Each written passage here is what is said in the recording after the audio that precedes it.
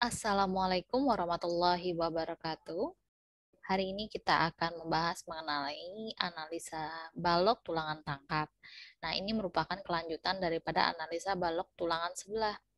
Nah, untuk mata kuliah ini kita akan membahas tanpa adanya asumsi perhitungan beban gempa ya. Oke. Nah, kenapa sih harus menggunakan tulangan rangkap? Kita harus menggunakan tulangan rangkap dengan alasan sebagai berikut ini, yaitu yang pertama untuk mengurangi defleksi atau besar pelembutan yang terjadi, dan juga dia mampu meningkatkan duktilitas penampang karena nilai momen yang dihasilkan mampu melebihi daripada yang bisa ditahan oleh tulangan sebelah, kemudian mengurangi tegangan desak pada beton, mengubah jenis keruntuhan desak menjadi keruntuhan tarik karena kita bisa mengoptimalkan penulangan dan menggunakan perhitungan pada baja tulangan desak sebagai kapasitas momen yang dibutuhkan. Kemudian untuk mempermudah pelaksanaan di mana biasanya penulangan yang terjadi yang dipasang di daerah tarik maupun desak itu diameternya menggunakan diameter penulangan yang sama. Nah, untuk kondisi penulangannya sendiri, ini kita bagi menjadi 3 kategori, yaitu kondisi balance, kondisi over reinforced, dan kondisi under reinforced. Kondisi balance adalah kondisi yang paling ideal, di mana row sama dengan row balance. Nah, row sama dengan row balance ini adalah baja tulangannya leleh, kemudian berbarengan dengan batonnya mengalami regangan ultimate ya. Nah, ini paling ideal, namun ini sulit untuk terjadi. Kemudian kondisi over-reinforce atau kondisi patah desak adalah kondisi di mana row-nya melebihi row balance, yaitu pada saat betonnya sudah mau mendekati regangan ultimate-nya atau sudah remuk, melebihi remuk, kemudian bajanya belum belum leleh atau belum apa-apa ya. Nah, ini berbahaya ya apabila kita mengadopsi sistem over-reinforce karena bajanya kuat sekali sehingga tidak ada peringatan dini dan ini bersifat lebih ketas. Kemudian kondisi under reinforce atau kondisi patah terkendali tarik itu row kurang dari row balance. Nah, hal ini baja relatif lebih lemah, dia akan menampilkan lendutan terlebih dahulu, baloknya akan menampilkan lendutan karena adanya pelelehan daripada baja, kemudian baru betonnya akan mengalami kerusakan atau mengalami regangan yang akan mencapai regangan ultimate-nya. Nah, oleh sebab itu, row dibatasi harus kurang dari 0,75 row balance. Nah, untuk kriteria baloknya sendiri di SNI 2847 2019 itu tinggi balok itu tergantung daripada perletakannya dan dia harus dikalikan 0,4 dikalikan FY dibagi 700 apabila dia mutu bajanya lebih dari 420 MPa. Hal ini dikarenakan mutu baja yang di atas 420 MPa biasanya adalah baja mutu tinggi yang sifatnya daerah plastisnya itu hampir tidak terlihat atau daerah lelehnya di mana tuh hampir tidak terlihat. Kemudian untuk luas tulangan minimum itu dibatasi dengan dua persamaan ini, yaitu persamaan yang pertama 0,25 di akar F aksen C dibagi FY dikali BW kali D, dan 1,4 dibagi FY dikali BW kali D. Nah, untuk persamaan ini itu diambil nilai yang terbesar. Nah, persamaan ini juga bisa dibawa ke angka rho, ya, ke angka rho atau rasio penulangan, di mana untuk rasio penulangannya itu formulanya adalah rho sama dengan uh, baja tulangannya ya AS dibagi dengan B kali D ya gitu. Jadi sehingga uh, ini ya nilai ini itu bisa kita gunakan untuk mendapatkan nilai rho ya. Jadi kalau AS itu sama dengan rho kali B kali D. Nah, B kali D itu adalah nilai ini. Nah, sedangkan rho itu nilainya adalah 0,25 dikali akar F aksen C dibagi FY maupun 1,4 dibagi dengan nilai FY itu adalah nilai rho ya, itu yang bisa kita gunakan. Kemudian untuk balok non prategang, nilai PU itu harus kurang dari 10% F aksen C kali AG dengan epsilon T kurang-kurangnya 0,004. Hal ini itu dikarenakan agar balok itu masih dalam kategori under infus ya atau terkendali tarik. Nah, untuk kriteria barok, nilai Pi ini nanti dipengaruhi oleh sengkang bentuknya spiral atau biasa. Nah, untuk daerahnya sendiri nanti diberi dalam 3 kategori, yaitu terkendali tekan, terkendali transisi, dan terkendali tarik. Nah, untuk terkendali tarik, itu nilai epsilon T-nya berada di atas 0,005 dan nilai Pi-nya langsung bisa menggunakan 0,9. Sedangkan daerah transisi ini kita menggunakan atau tergantung dari sengkang yang digunakan, spiral atau bukan, ya. Kemudian untuk terkendali kontrol itu apabila epsilon T-nya kurang dari epsilon TY atau 0,002, itu berarti nilai Pi-nya itu sama dengan 0,65.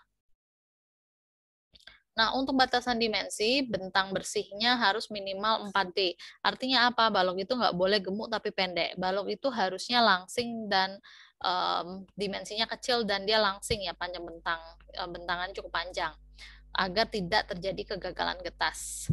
Kemudian lebar penampang BW harus kurangkan nilai terkecil dari 0,3H dan 250 mili.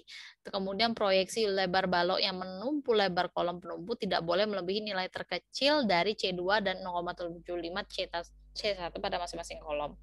Nah, di sini misalkan ya ada balok-balok tidur, ini balok-balok tidur. Balok-balok tidur ini kebetulan lebarnya itu melebihi dari lebar kolom. Maka untuk C1-nya atau overlap daripada lebar kolomnya itu tidak boleh melebihi nilai terkecil dari C2 dan 0,75 C1. Nah, untuk balok tidur yang seperti ini kebetulan dia tidak overlap ya, tidak overlap di kolomnya, baloknya. Nah, biasanya untuk balok tidur seperti ini di mana tingginya itu setengah daripada lebarnya. Ini dibutuhkan untuk parkir kendaraan ya.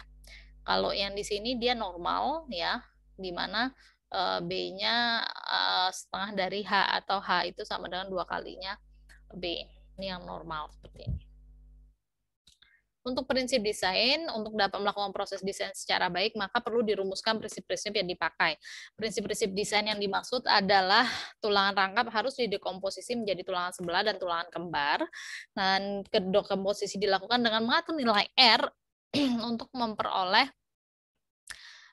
penulangan momen negatif dan momen positif yang sesuai dengan kekuatan yang diperlukan. Kemudian desain dilakukan sedemikian sehingga memenuhi kekuatan yang diharapkan dan dicapai seekonomis mungkin. Nah, pada semester berikutnya itu tentang portal beton, kita akan mulai memperhitungkan adanya lateral force, yaitu gaya gempa, di mana adanya bangunan yang akan menahan gaya gempa itu berada di wilayah kategori desain seismik D. Nah, untuk kategori desain seismik D itu berarti bangunan harus didesain dengan sistem rangka pemikul momen khusus atau istilahnya SRPMK.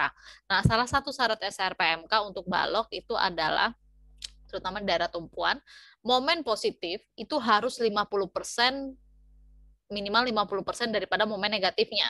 Sehingga di sini kita benar-benar memainkan nilai R agar kita dapat komposisi penulangan momen positif itu separuh daripada momen negatifnya, ya.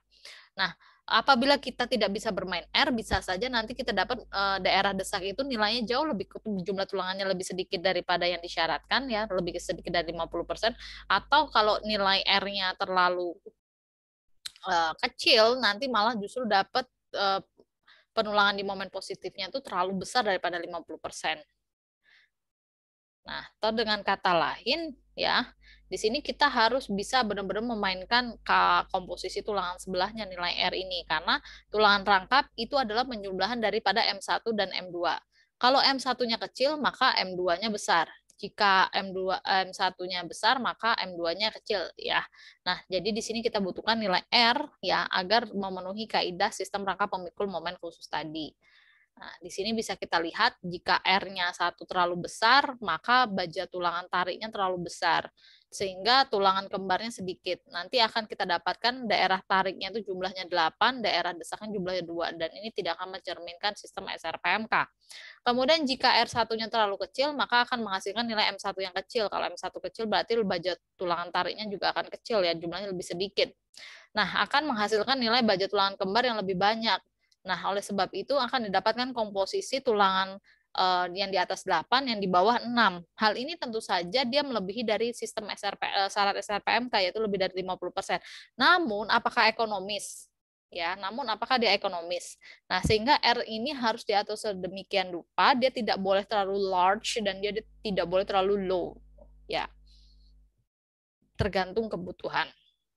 Karena semakin besar, semakin banyak baja tulang yang kita gunakan, dia juga bisa berubah menjadi over reinforce.